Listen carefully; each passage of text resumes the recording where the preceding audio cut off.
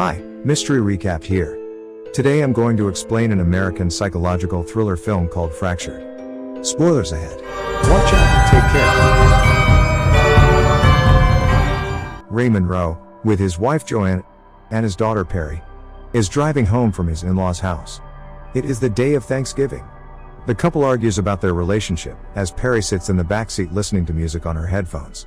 Joanne begins to cry, knowing that their marriage is at its ending. As they argue, Perry's headphones stop working, so the couple stops arguing and sings songs with Perry to keep her entertained. Sometime later, Perry has to go to the bathroom. Ray pulls over at a gas station. Joanne takes Perry to the washroom, as Ray goes to buy batteries for Perry's headphones, coffee, and a Coke for Joanne. However, he is short on money, so he ditches the batteries and gets 2 liquor bottles for himself. Back in the car, he lies to Joanne, telling her that the store did not have batteries. Ray is about to start the car, when Perry notices that her compact is missing. When they do not find it in the car, Joanne goes to look for it in the washroom. Ray gets up to check under Perry's seat but accidentally drops his coffee. Perry is outside the car. As Ray is distracted, Perry wanders off to a nearby construction site. She sees a balloon and goes near it. Just then, a dog comes near her. She starts calling Ray for help. As Perry retreats, she is stuck between the dog and a construction pit. Ray finally notices the dog, and asks Perry not to move and slowly tries to avert the dog's direction towards himself. Just as Ray throws a stone at it, Perry gets scared and falls into the pit. Ray runs to save her and falls into the pit as well. He falls unconscious. He wakes up a few seconds later and sees Joanne running towards them. Perry lies unconscious beside him, while Joanne checks her for injuries. Ray is still in shock and doesn't say anything. Joanne comes to him crying hysterically, but he pushes her aside. Ray closes his eyes, and when he opens it, everything seems normal. Perry opens her eyes, and he takes a sigh of relief. However, her arm seems to be fractured, so Ray gently picks Perry and takes her to the car. Joanne suggests they call an ambulance, but Ray claims to see a hospital nearby. While they drive to the hospital, Ray nearly crashes into another car. Perry lies in the backseat with Joanne and is in a lot of pain. When the family gets to the hospital, Joanne and Perry sit in the waiting area as Ray checks them in. The hospital is crowded, so the receptionist tells him to wait for their turn. As the three of them wait, Perry whimpers in pain. Ray goes to the receptionist again and asks to be sent earlier than others. However, she just makes him sign paperwork and asks him to wait. He goes back to his family in the waiting area, where Joanne apologizes to him for being rude earlier. After a while, the nurse calls Ray's name. The family is taken to a room, where the nurse notes down required information about them. The questions start to get intrusive, which annoys the couple. The nurse then asks them to register Perry as an organ donor, but they refuse. Even after being denied, the nurse pushes the topic, but Ray dismisses her. Another nurse then takes them to a ward. Perry is put into a hospital bed, and a doctor finally sees her. He confirms that Perry's arm is broken and tells them that she needs a cast. When the doctor finds out that Perry has also hit her head, he advises them to do a CT scan. The nurses cast Perry's arm. She is then put in a wheelchair and taken to the CT scan lab. It turns out that only one parent can go to the area at once, so Ray stays outside. Perry tells him that she loves him before they part. Ray falls asleep while waiting for them. He wakes up in a few hours, and asks the receptionist about his family, but since the shifts have changed, she doesn't know anything. She asks him to wait while she checks the records. It has been several minutes, but the receptionist doesn't say anything. Ray asks her again, this time a little annoyed. She then checks the morning record, but Perry's name is not in it. Frustrated, Ray asks to see the doctor who checked Perry, but he has changed shifts too. Agitated, Ray yells at the receptionist and bangs her desk, so she immediately calls the CT room. However, the person from the lab tells her that only one old woman has come to the lab that day. Ray is beyond frustrated. He angrily asks her about his family, but the receptionist looks at him as if he is crazy. She even blames him for coming into the wrong hospital. Ray insists that it is not possible, but she ignores him and starts talking to someone else. Worried about his family, Ray runs to the restricted area of the hospital, only to be stopped by the officials there. He informs them of their visit this morning.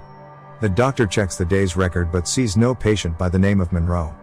Frustrated, Ray looks around and sees the nurse who helped them earlier. The nurse recognizes Ray. Believing that he has proved his point, Ray sighs in relief, but the nurse adds that she doesn't know anything about his daughter or his wife. According to her, Ray came in for a head injury and was alone. Agitated, Ray blames the nurse for lying. The doctor assumes he has a contusion from his head injury and offers to treat him. However, Ray almost attacks the nurse and has to be restrained. The doctor injects him with sedatives to calm him down.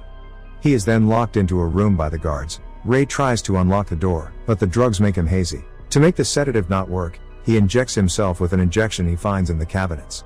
He then tries to unlock the door again, but it doesn't work. Hence, he breaks the glass door and runs out of the room. However, before he can escape, people notice him running away.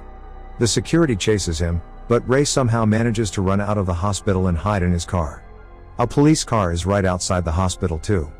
Taking the opportunity, Ray stops the car and tells the police about Joanne and Perry. The police, suspecting that he is lying, ask for identification. After he shows them his ID, they agree to help him. The receptionist sees Ray walk into the hospital again, but this time, she cannot do anything because of the police officers. She calls the security before assisting them. The guards then let them in. Ray takes the police to the doctor from earlier.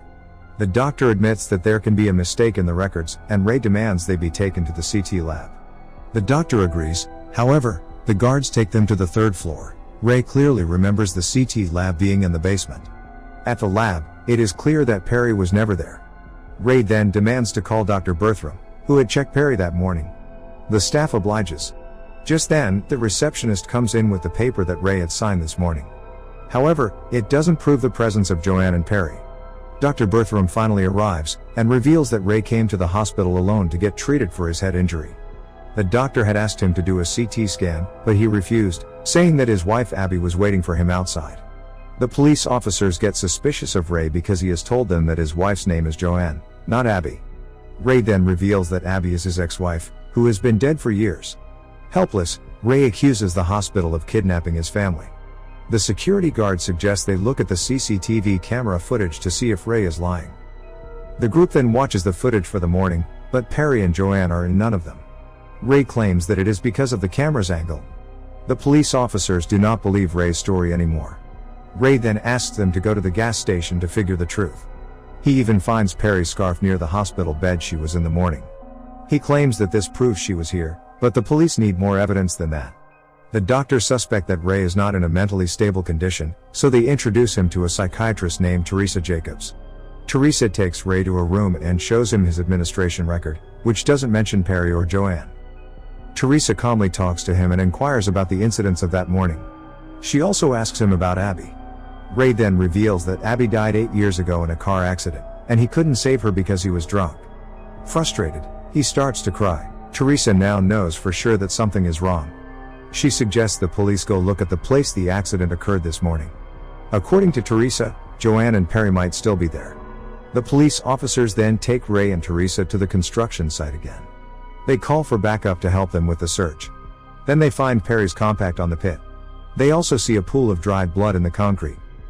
The police realize that this cannot be Ray's blood, because his injury isn't that bad. The missing people and the blood make the officers realize that the place is a crime scene. However, Ray, in turn, blames the police officers for planting the compact and the blood to falsely accuse Ray. He believes that the police want to save the hospital for what they have done to Joanne and Perry. Teresa, on the other hand, tries to calm Ray down and asks him what happened to Perry. Ray starts to blabber. Teresa then asks him if he pushed Perry down the pit. This makes Ray go silent. He doesn't move and stares into the distance. The police then arrest him on the suspicion of killing his wife and his daughter. As they are about to handcuff him, Ray snaps. He snatches the officer's gun and points it at Teresa. Then, he makes them go into the gas station and locks them there. Taking Teresa's keycard, Ray drives to the hospital in a police car. He hides the gun and goes inside. His plan is to go to the basement, where he believes that Joanne and Perry are captured.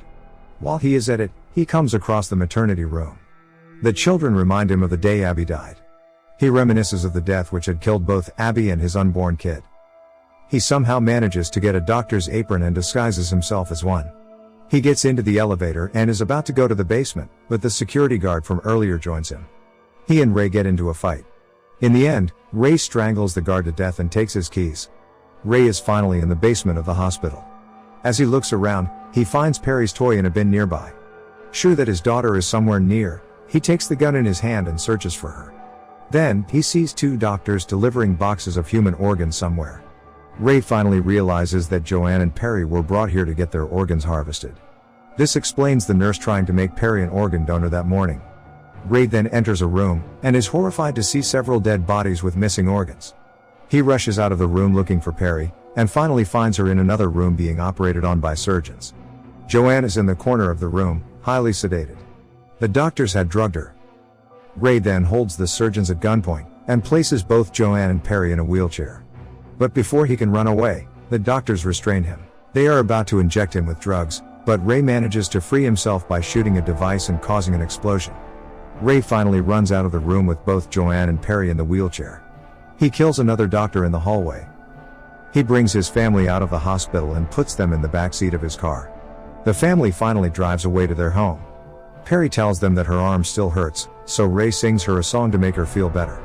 Just then, the camera pans to the back seat, and we see that the people sitting there are two random people that Ray has kidnapped from the middle of their surgery. Ray gets flashbacks from the morning, and we get to know that Perry died when she fell into the pit. When Ray pushed Joanne, he killed her as well. Ray's mind couldn't handle the pain of him being the reason for his family's death. Hence, his mind constructs a new reality in which both his wife and daughter are still alive. Ray believes he is rescuing them, but it is revealed that he has kidnapped a random patient from surgery. Joanne and Perry's dead bodies were inside the trunk of his car the whole time. The movie ends as Ray hallucinates Joanne telling him to take them home. And that's the heartbreaking ending of the movie. Subscribe for more videos like this, turn on notifications, and leave a like to help the channel out. Thank you for watching.